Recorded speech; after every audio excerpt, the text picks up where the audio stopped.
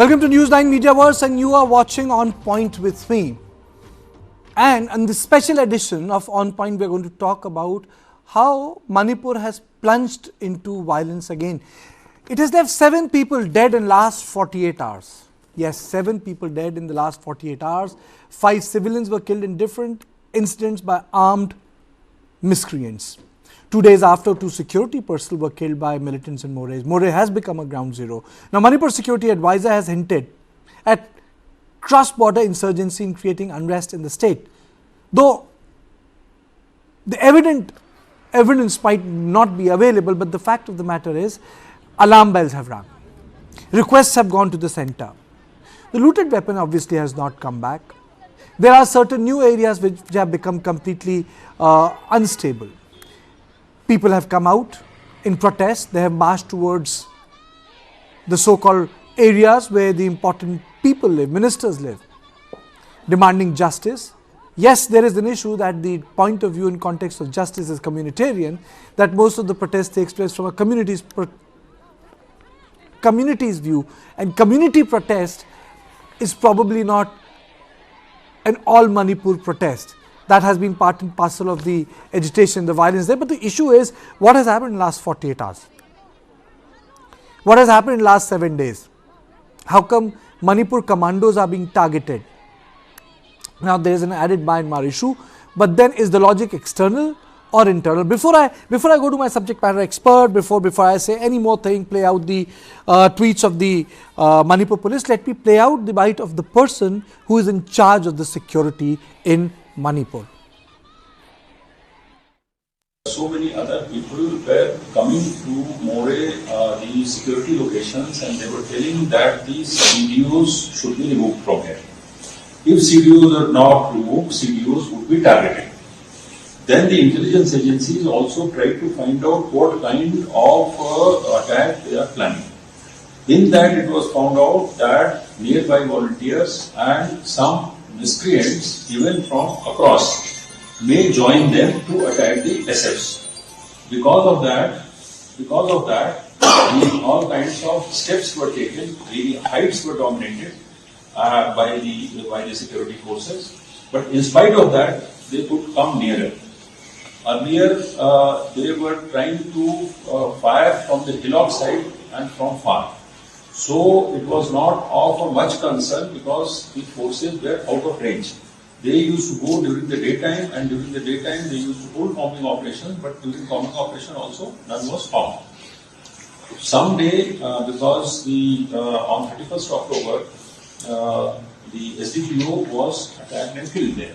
So 2 persons who were wanted in that case, they were arrested 3-4 days before. So with this in mind, the kuki militants enhanced their activities, and they yesterday intelligence hands. In intelligence that we found that they may be joined. That day also I said that evidence means what? Evidence means that if we catch someone and if he is found from Burma origin, then evidence is 100% correct. But intelligence itself cannot become the evidence. So I am saying intelligence is there. That day also I said intelligence is there. Likelihood is there. And there is a possibility that they might have come. There is a possibility. But evidence is not there. I am saying evidence. Security coordination is very good. Because of security coordination, all the forces are able to work properly. You see, yesterday, BSF fired from their locations. Assam Rifles fired from their locations. Now Assam Rifles, Casper, they लगाया अपना. उसके बाद Caspar में लेकर रात में लोगों को आया. आज सवेरे फोर्सेस लेके जा रहा है वहाँ पे. हाइट्स पे डोमिनेशन में गया, डोमिनेट किया वहाँ पे. लेकिन all the heights, the number of times, if you are dominating a particular place, then the miscreants try to find out some other ways of coming. So they might have come from the heights only, or from other locations. Because volunteers are also there, militants are also there, and intelligence was like that. That chopper has been sent to actually transport the forces. So in the first sortie, IG, Mr. Kabir, as well as huge amount of ammunition was sent. Then in another 2-3 sorties also further arms ammunition were sent. Then we have requested for a bigger chopper for transporting the forces, because that is a small chopper. There are many other issues on which Kuldeep Singh has broken his silence. We will be playing out those bites later, but let me introduce my panel to you. Major General Sanjay Meston, Wing Commander Praful Bakshi, former DGP Assam Sharda Prasad, author, senior journalist Subir Bhomik. Thank you all of you for making time on my show, On Point. And let me just straight across go to Mr. Bhomik. 7 deaths in last 48 hours after 30th of December. 15 commandos were hit.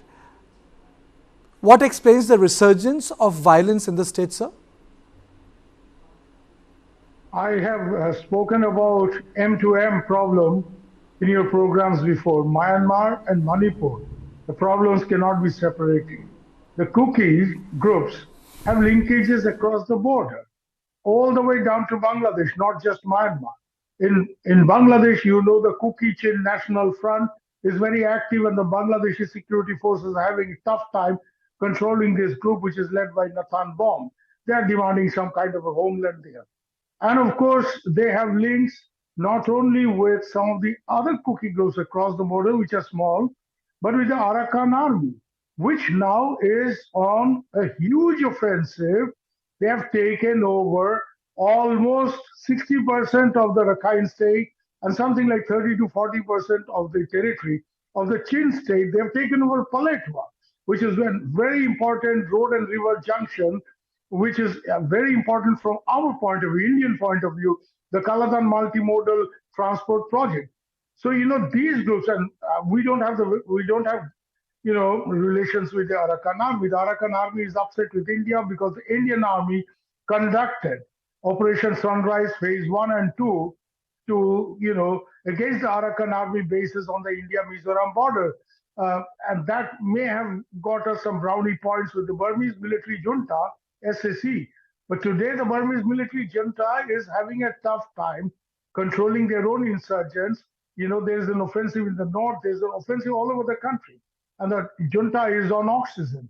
So this is spilling over into Manipur because the Kuki groups, which were earlier on a suspension of operation mode with the Indian security forces, and which resumed armed activity after the violence in Manipur started in May, but we're not getting the kind of, you know, boost that they were looking for. Now with the disturbed situation across the border, they have a good way of fishing in troubled waters. This is one. Secondly, in Manipur, you know, if you think that the situation was controlled, no. It's, you know, it all started in May, and now the year is over and we are heading towards another May, but the situation has never been fully controlled. For the very simple reason that nearly 4,000 weapons which went out of the police armories, and I say went out, I don't believe this theory that 4,000 weapons can be looted. You know, there can be, you know, an insurgent attack on a police station here or an army camp there, and 15, 20 weapons may be looted. But these 4,000 weapons were given out and they have never been recovered. You come across jokes, you know, like drop boxes being set up and, you know, people are asked to deposit the weapons back, which were given out to them, the troublemakers. So Manipur is in a state of durable disorder. My good friend, political scientist Sanjeev Barua, has a book on Northeast where his subtitle is Durable Disorder. This is coming true in Manipur now.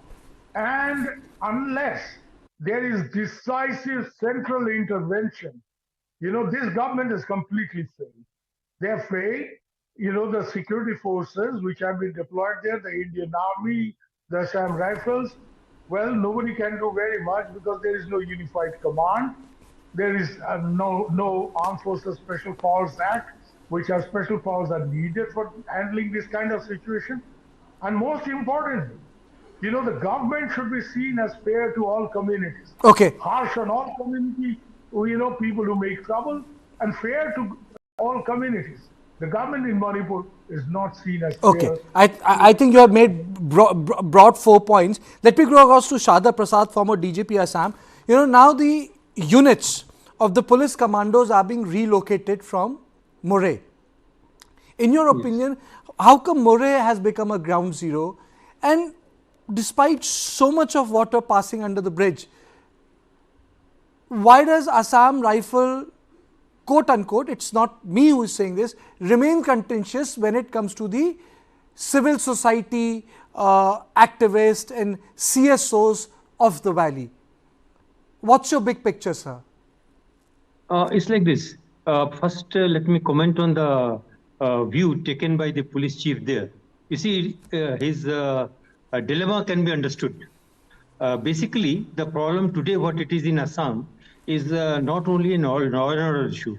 It's a broad issue, which is much more than the law and order, or even insurgency.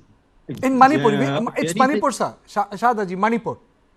Yes, I understand. Sir. That's what I'm telling. That the situation in Manipur cannot be looked into from the law and order angle only, or even from insurgency angle.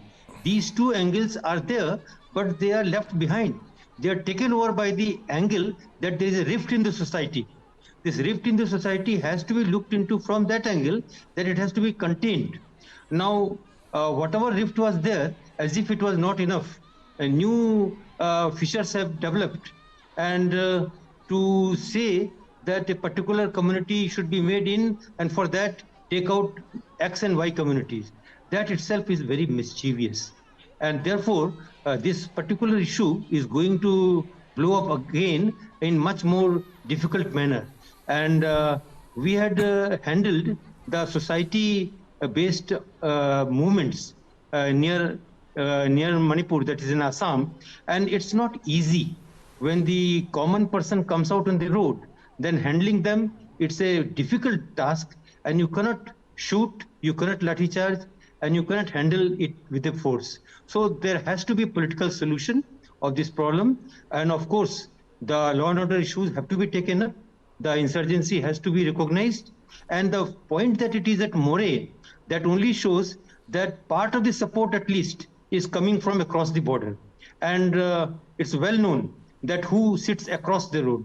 Across the border, today, it's the Burmese army or the Myanmarese army is not exactly in command. The insurgents there, they are having upper hand. That's how those belonging to the government forces, they are running away from there and taking shelter in our territory. So one has to recognize the problem that from across the border also, there is considerable mischief, or let me say help or assistance. So we have to recognize that and take issues there. But first we must set our own house in order. That we must recognize, get sorted out this problem, whether Meitei as a community will be considered for scheduled tribe status or not. That's at the back of everything. Everything else gets a, you can say, second degree importance rather than that. So this issue has to be sorted out. Okay, you're saying that you're basically saying that one has to go after the root of it. General Meston, can you please tell me, now the reports are out that commando units are being vulnerable. Generally, commando units are like the operating edge of an infantry. So what's your assessment of the situation that the entire 3 units are being withdrawn from their moreh, and the report has just broken that they are vulnerable, they are being withdrawn? Actually, Karthik, I just missed on some of the last communication. You are talking about commando units of the army or of the police, please? Of the police battalion. The police battalion commando units are being withdrawn. So anyone would like to know how come commando units are becoming vulnerable? You don't expect the word vulnerable to be used or associated with a commando. When does that happen? Firstly, I would like to state one thing on this aspect. The word commando actually gives the impression to everyone in the civil society, that everyone is some Tismar Khan. No, commandos is a very specialized training first. No one can just become a commando overnight. For example, in the Indian Army, to become a SF officer, earlier they used to be termed as para commandos. Now they are termed as para SF. A probation of 3 months is done, which is really extremely solid probation, because it, not only physical, they break you down mentally. Now in other police forces and many of the so-called paramilitary forces, today you keep hearing everyone is a commando. Even some women forces you hear, they are also commando. So firstly, it's a big misnomer. It's a very specialized training. Training is of the most importance. Number two is the type of special operations they do. So since I'm not from the police, I will not be able to comment as what kind of training these so-called the Manipur rifle police have been doing. Frankly, I really cannot comment. But my basic comment at the because when I was in the Indian Army, I used to always feel, because we have seen how the para SF people are training. I've been a commando instructor myself. Yet I used to train the Indian Army officers for commando course. That was only for a 3 months course. But yet I cannot call myself a commando. So today, even on roads, you see people just putting on commando T-shirts. Anyone started calling him a commando. I think the country needs to first be very, very clear who can be termed as a commando, because everyone cannot be termed. I think that's a very fair point. Some basic laid down. That is point one. Now coming on to assessment. See, my personal view is, and I tend to agree with the previous speaker also, the problem has been going on since last 8 months. My Indian Army career started from here itself, from Manipur, way back in 81, 82. I never heard these two communities, Metis and Kukis, that time. Yes, we knew they are two, but I never found, found any of these problems amongst the people. How suddenly this problem has emerged in the last 1 year and 8 months? It has just now gone to such a deep hatred, which is not in the national interest of this country. Today, this is a border area. It's a very sensitive border area. It's a political issue. And politically, they have to sit down, not only, they have to take both the communities on board. They have to have large number of discussions, many sittings, and to call it, obviously it has now resulted into a counter-insurgency or a law and order problem. But why it has erupted at the first instance? It has erupted because of wrong political handling. And let me put it very bluntly. Today, the way things are going on, Manipur is burning. Can India as a nation afford to have, communal divide on the borders of sensitive borders of India? It is going to have long-term ramifications for the country. Absolutely. We cannot afford to be sitting quietly and just having communal divide on the borders. No, absolutely is it in a national interest? Absolutely the answer is no. And therefore, this who has created it? It has been created politically. So it is a political situation we handling. We cannot have the armed forces. Armed forces are also today bearing the brunt of it. No, I completely agree with you. General Mester, I'll come to you. It's time for a short break. Not only the position of the force, especially Assam Rifle, has been politicized in this context, but there is a political stalemate in the state. We'll talk about that, but after a short break.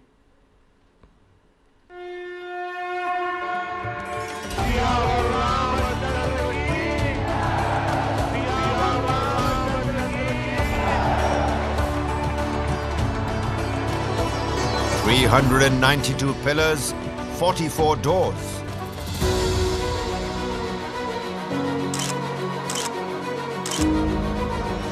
Prime Minister prays ahead of the big moment.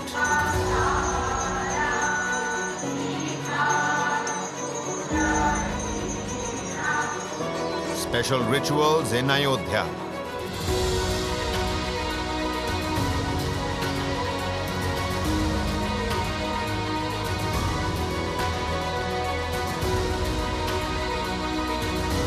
All eyes on Ram Lala. पूरी दुनिया उत्सुकता के साथ 22 जनवरी के ऐतिहासिक क्षण का इंतजार कर रही है. Pran Pratishtha. Rolling coverage. Only on News9 Live. Okay, I'll go back to General Mester, and then Wing Commander Praful Bakshi is also very patiently waiting, in the discussion. General Mester, sorry I had to cut you short. The breaks, have to be taken in a show. You were saying it's a political issue, but in this issue, the Assam Rifle has also been, politicized. It has become a sort of a bashing box of a particular interest. Yeah, Kartikeya, absolutely. Other day in Delhi itself, in a think tank group of very top eminent personalities, I was there in that discussion. And surprisingly, someone asked the question, why the Assam Rifles should not be relieved from there. And luckily, there were a large number of army generals over there, and we handled it very well. Now, since Assam Rifles has been spoken of, firstly, people start feeling that Assam Rifle means it is people of Northeast. No, that is a total incorrect statement by many people. Assam Rifles consist of people from all over India, whether it is Garhwal, whether it is South India, whether it is West India, whether it is Kashmir, from every part of it. And then they are led by officers. Officers are from the Indian Army, again from all possible parts of the country. So it is a total force which has got people from all over the country. Yes, to some extent, people also are there who are from the locals, which is an asset because they know the, I would say, the local customs. They are the sons of the soil, so it is always advantageous. For example, in the Indian Army, when they operate in Siachen Glacier, it is always better to have some people who are Ladakhis. But it is not that only Ladakhis will serve. People from Madras Regiment, people from Sikh Regiment, people from Har Regiment, people from Madras Regiment, everyone goes and serves there. So this is the composition and ethos and culture of the Indian Army and the Assam Rifles, which is officered by the Indian Army officers. So to pass remarks on by people कि Assam Rifles should be removed and Rashtriya Rifles should be got in there. General वैसे दिक्कत की बात यह है कि कुछ लोगों को असम राइफल पसंद नहीं है, कुछ लोगों को मणिपुर पुलिस पसंद नहीं है. But the most important thing is the writ of the state. Ultimately, it's the sovereignty of the state which counts. I am also joined by Wing Commander Praful Bakshi. Sir, now helicopters have also been deployed. Does it change the theatre, sir? Thank you very much. I was very engrossed in this beautiful conversation which is going on with General Meston. General Meston was very right. First thing, this has to be cleared very well. I'll answer your question. The very fact that this is a social problem, it is a socio-cultural problem actually, which is being politicized. Now, at one time, when you're now talking of helicopters, in Chhattisgarh, the government had asked Indian Air Force to deploy the helicopters not for logistics, but for attack helicopters. Let me tell you one thing, our air chief refused and told the parliament he cannot deploy helicopters which are attack helicopters with tremendous amount of destructive force on them. So when you are talking of helicopters, if they are being deployed for logistics or medical evacuation, that's okay. But otherwise, if it is deployed for military offensive purpose, then I personally feel this aspect has to be discussed in a different manner. And I would not like to talk too much about it on other aspect, because when you deploy weapon, and by the way, weapons have been deployed both in Manipur and Nagaland earlier also. So the government of that time has to answer as to why did it do that. As for me, I personally will feel until you declare somebody enemy of the state, you cannot carry out such thing like deploying. So I would request you to tell me, what do you mean by deployment of helicopter? Is it for election purposes or logistics? Helicopters are also deployed in Michuka. I think, sir, you have made an important point. For this, allow me to play out the bite of Kuldeep Singh. Two important bites. One is on helicopter, the issue you have raised, and another is about the issue we are talking. Moreh, let's play both the bites out back to back. One more helicopter was requisitioned from MHA, and MHA directed the Air Force. One chopper came yesterday night. It was thought to be sent in the night itself, but there were no night landing facility at Moreh. That is how it could not go in the night. But early in the morning from 6 o'clock, it is US parties and IG has been sent to supervise the operations and supervise the joint command center so that the combined operations and combined accommodations of the area can take place. Vishnupur area, there is a reservoir nearby. In that reservoir, 3 workers were working near Naga village, and some Kuki militants came from higher side and they fired upon them. They were seriously injured, and I am told some of them might have succumbed to injuries also. So these heightened activities are cause of concern. Forces everywhere have been alerted, and they are trying to tackle the issue, but somehow or the other, Kuki militants are taking very active role in targeting the innocent civilians and the security forces all over.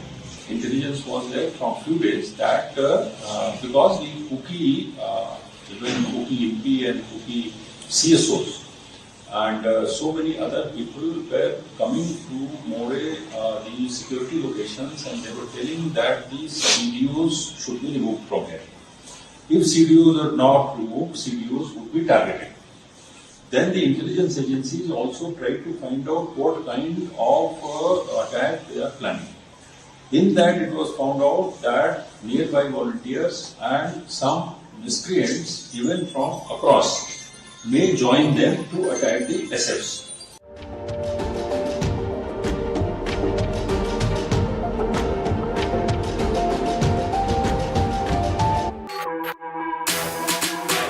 जानना है तो देखिए,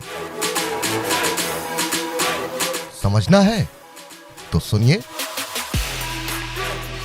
सीखना है तो पूछिए, और कमाना है तो खरीदिए।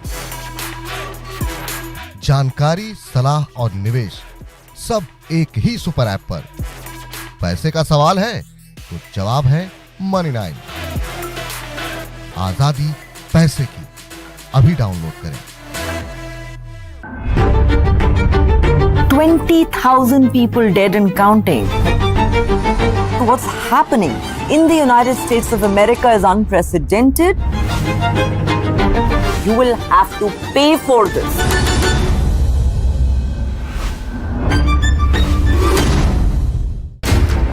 How do you fulfill that promise? Because ultimately expectations have to be met. If you look at the political landscape, is it really changing for women? And what is the inability of the forces that dead bodies surface but not the living people?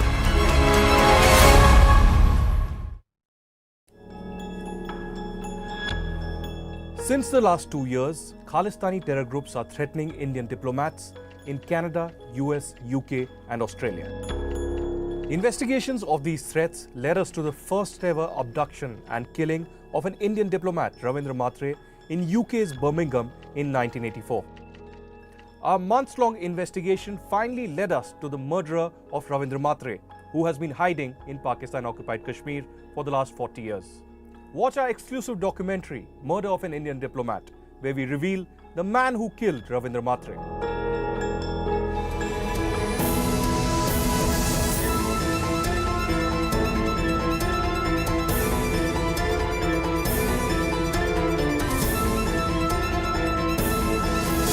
Stop searching, start streaming. Download the world's first news OTT, News9 Plus, ahead of the curve.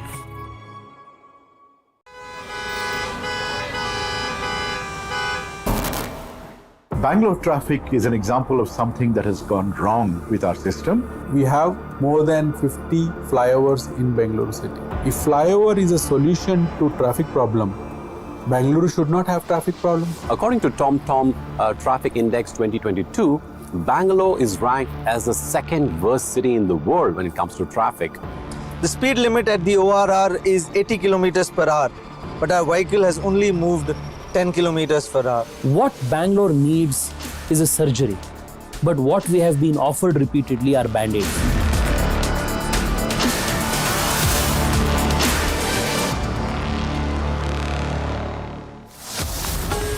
Only on the world's first news OTT. News9 Plus, ahead of the curve.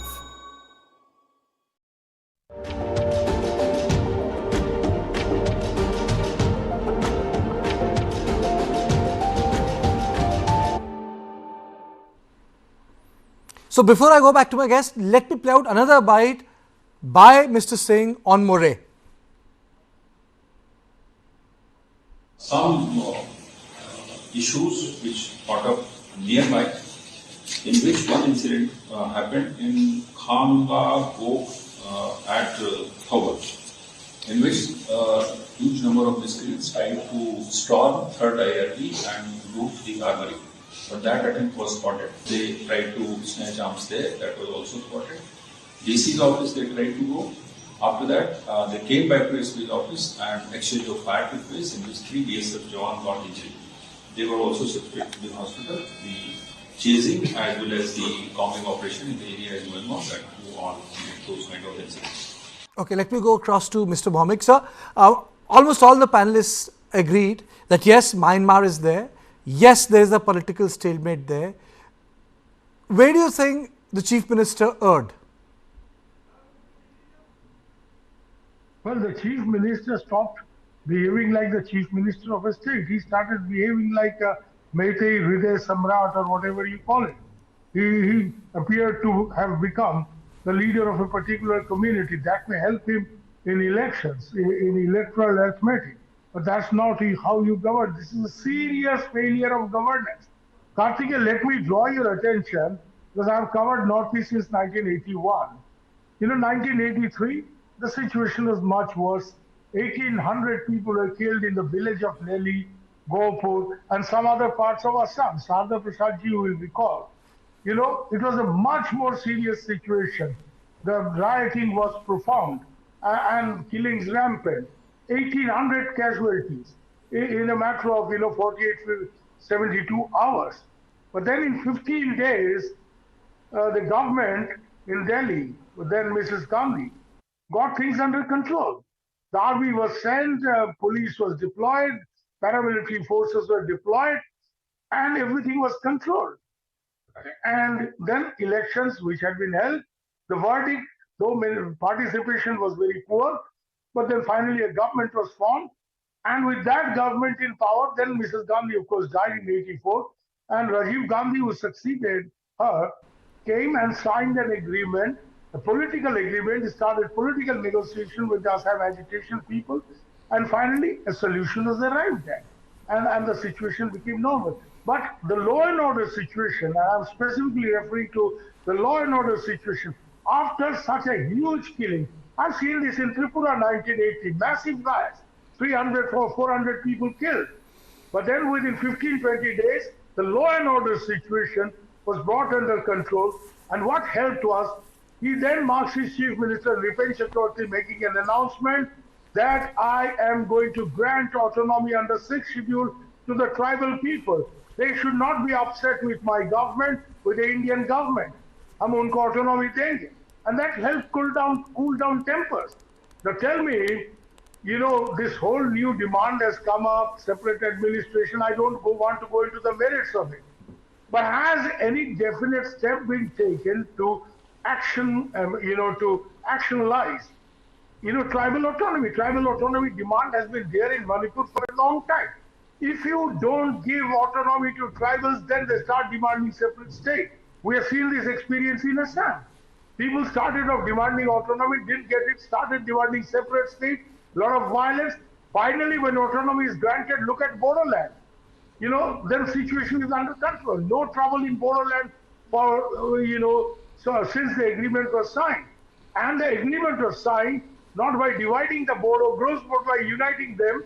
A.B. Mathur in the National Security Administrative Board, Advisory Board, is the interlocutor for Assam. He did a great job. He has experience of Assam, an intelligence bureau officer. And then RIW, he managed to bring things under control. So an agreement has been signed with the Bodos and no violence there. But we remember of times since 1987 when the Bodoland area, Western Assam, was in flames. Trains were coming off the tracks. People were, doing all kinds of violent activities. So the point here is, I agree totally with General Weston and our friend from the Air Force. Commander Bakshi. Pardon? Commander Bakshi. Wing Commander Bakshi. Wing Commander Bakshi. Yeah, right. So the solution to this is political. Correct. This is a political problem created by politicians, I assert again, loudly. And this is the politicians have to solve this problem. ये आप फौज के कंधे में बंदूक रख के fire करने का जो आदत पड़ चुका है इंडियन पॉलिटिशियंस को, ये बंद होना चाहिए.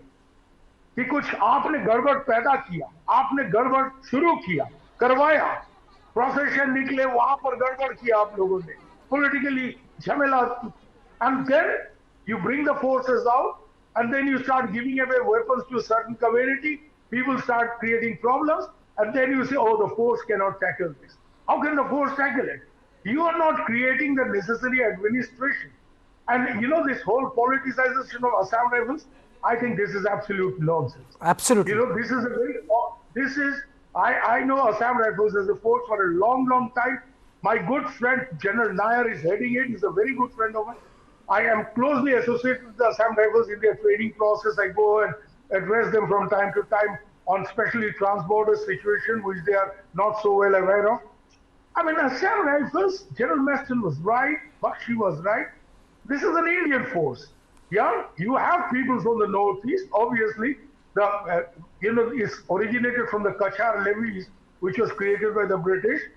But it's an all India, absolutely. Force. There are people there is no one in the panel disagrees with in you. Manipur. No, they have no axe to grind in Manipur. But when you deploy them, are you giving them sufficient intelligence? Because you can't expect the army to be suddenly deployed or the Assam Rifles to be suddenly deployed, and with the police intelligence failing completely, either deliberately or otherwise, where are they going to get them? This brings me, Mr. Mohammed, this brings me to a question. I would like Sharda Prasad to address it. Sir, in last 6 or 7 months, one thing has become very clear. IRB, India Reserve battalions, are very vulnerable. They are the target points, Why? You see, let us go to the point. What are India Reserve battalions? You see, India Reserve battalions are battalions created by different states on the financing of the government of India. So they are kept there and deployed wherever the government of India sends them. So basically something like raised by the states and deployed in the state, but then at the command of the government of India. As a result, if they are deployed outside their original place, suppose Madhya Pradesh has 4 IRBs and they are deployed in Manipur, then it will be difficult for the Madhya Pradesh IRBs to get the pulse of the people in Manipur and vice versa. So IRB will not have the pulse of the people. So that's the difficulty. So they have to be led by some force or some people who are belonging to that area.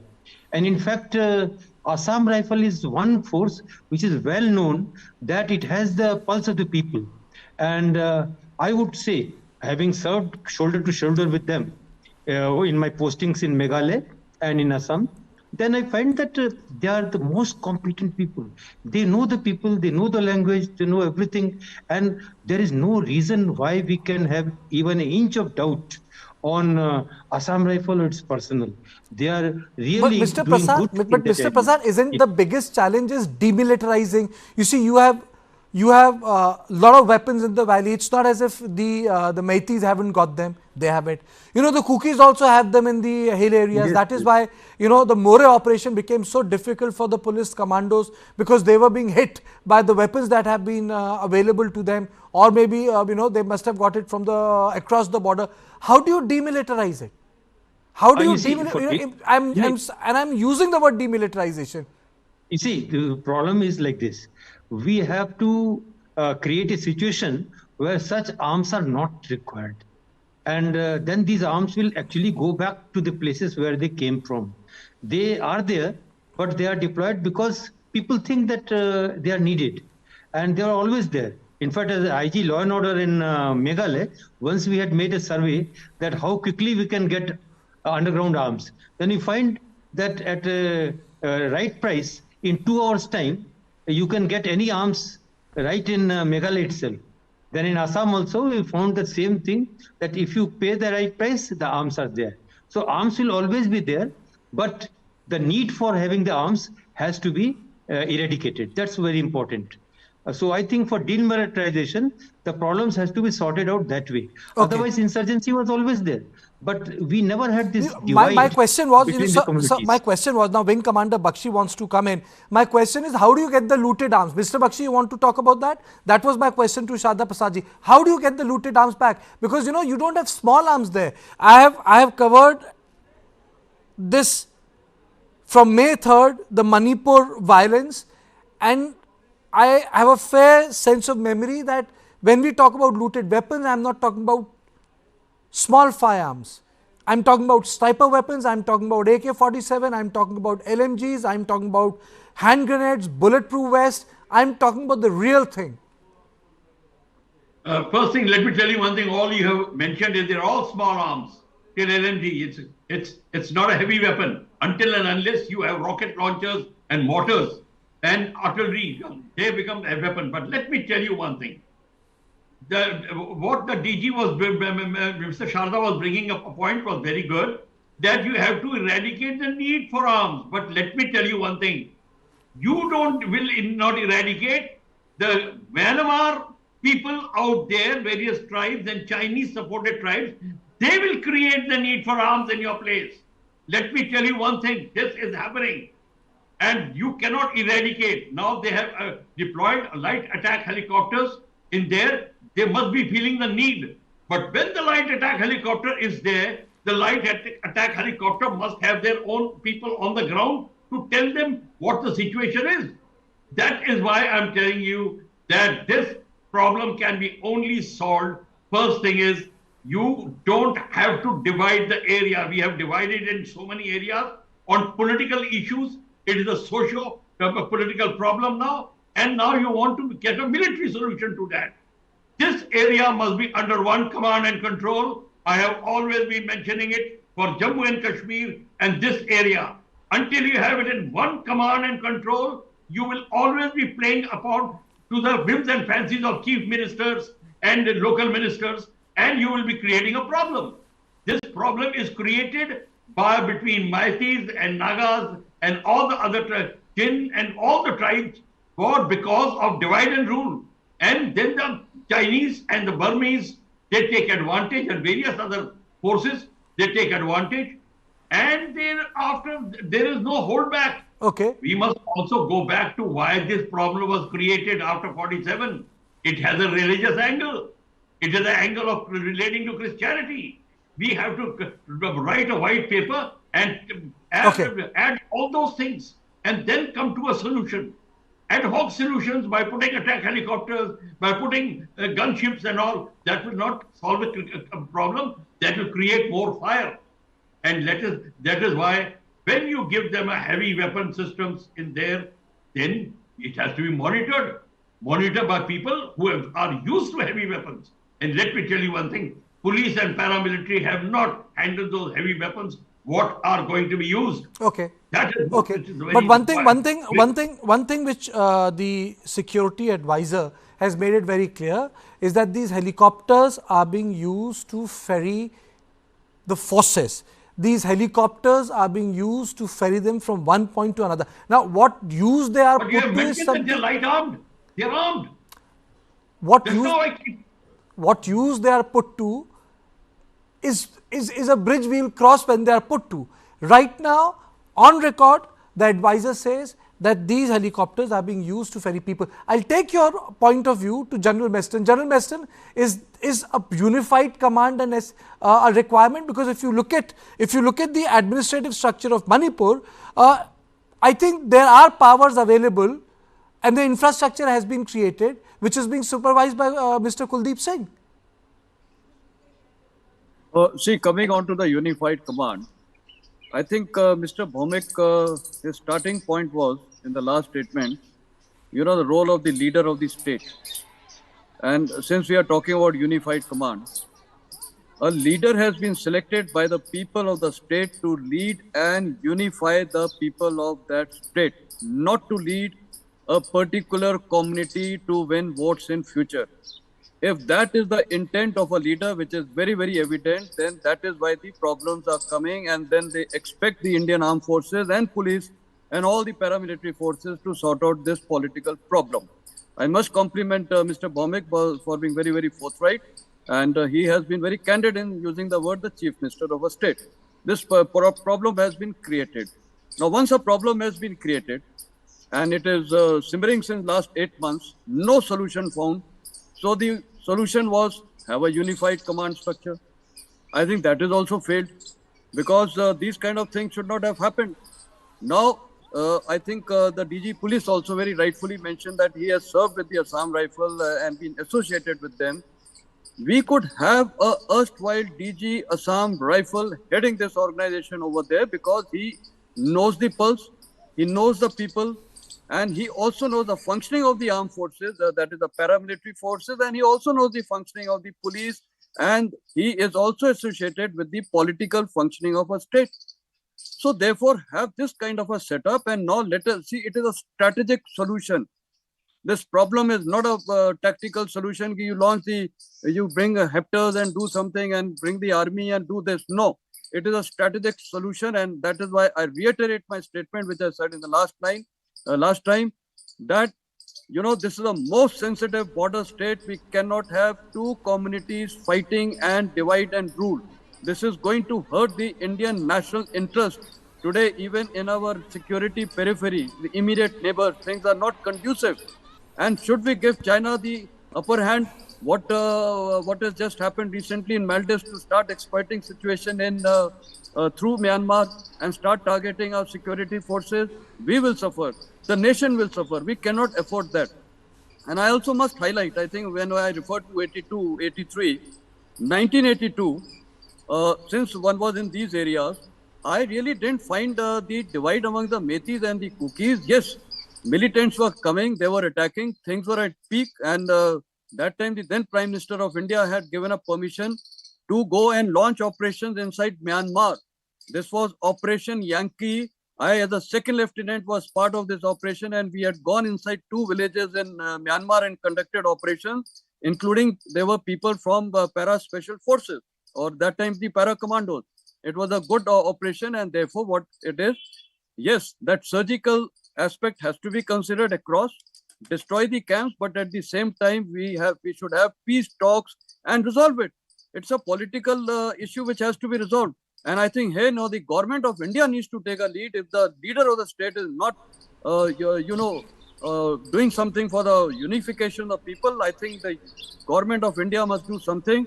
Before it is too late, China will exploit it the way Pakistanis have been exploiting in Kashmir. And let me tell you, here the situation is much better. At least we don't have a Kashmir-like situation from the Myanmar side.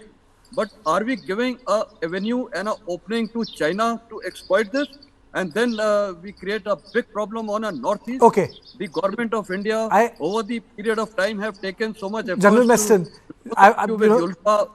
with National Front, with Mizo, with Naga, so many things. This can be resolved. It's a problem created just last year.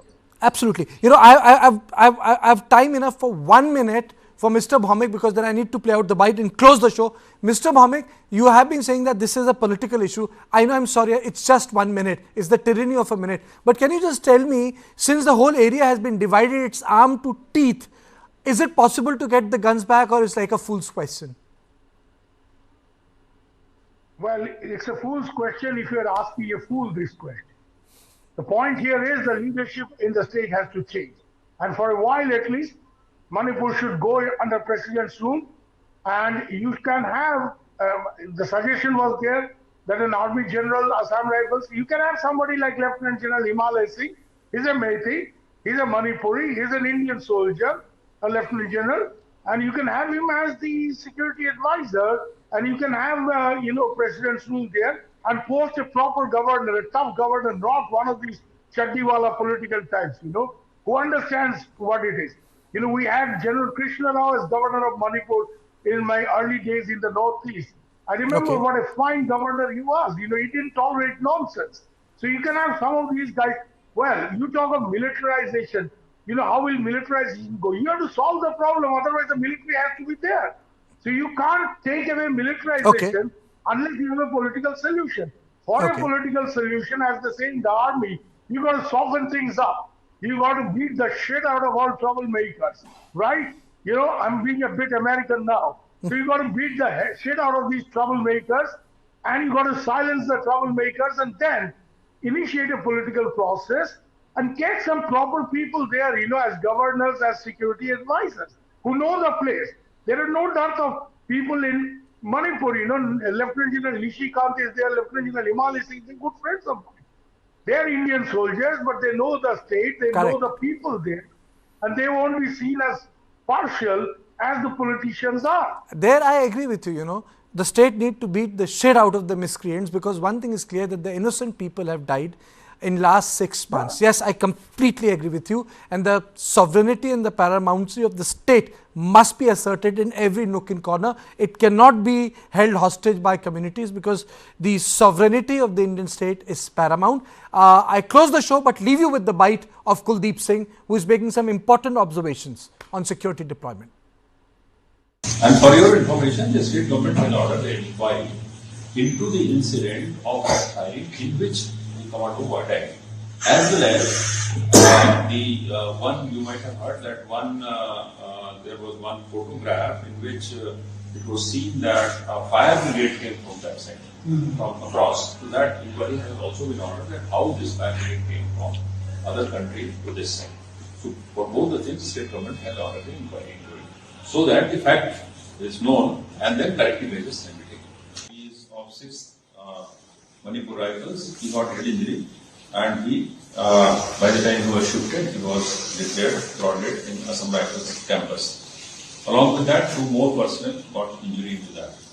Then forces kept on firing after the after some lull of incidents, some lull of firing during the afternoon side.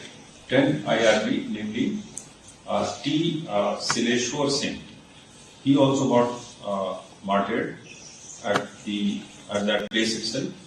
When he was trying to come out of his vehicle, he was also hit. Along with that, 3 more personnel got injury. In the evening also, a Pompi bomb landed on the nearby site of the campus of SBI, and 1 personnel, Kumam Premanand, got injured. This Kumam Premanand, who got injured, he got injury in the stomach. In night only, with the help of doctors and with the help of Casper, he was shifted by some rifle vehicle from that place to Imphal, and he has been operated upon, and he is doing well at this moment. Soon after these incidents came to light, the forces were rushed to tackle the issue, and they tackled also in a big way. While attempt was being made only on commandos, so commandos were running short of ammunitions. Ammunitions was also shared by Assam Rifle as well as BSF, and they kept on tackling the insurgents. Later, by evening, all forces combined together launched their massive attack on them, and then they were pushed back. Meanwhile, we also thought that other forces and some reinforcement should be sent. So reinforcement was thought of 2 companies of BSF and 2 columns of army, as well as 4 Caspers to be sent, so that in Caspers, the forces who are there, along with joint forces like Commando, then BSF, and then Assam Rifles, together can create the quick action teams, and they can be located at different places in Moreh, along with all other Caspers which are located there, so that the fighting can be tackled better.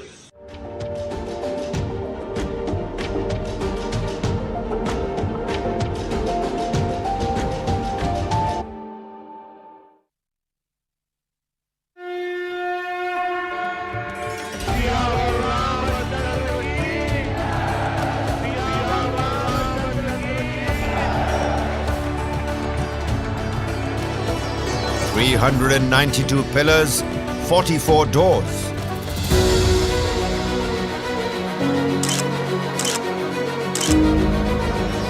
Prime Minister prays ahead of the big moment.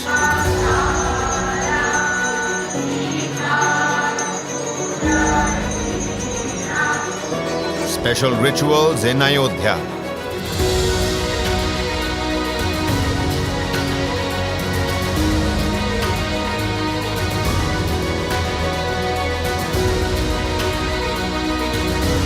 All eyes on Ram Lala. पूरी दुनिया उत्सुकता के साथ 22 जनवरी के ऐतिहासिक क्षण का इंतजार कर रही है. Pran Pratishtha. Rolling coverage. Only on News9 Live. Currently, the industry is facing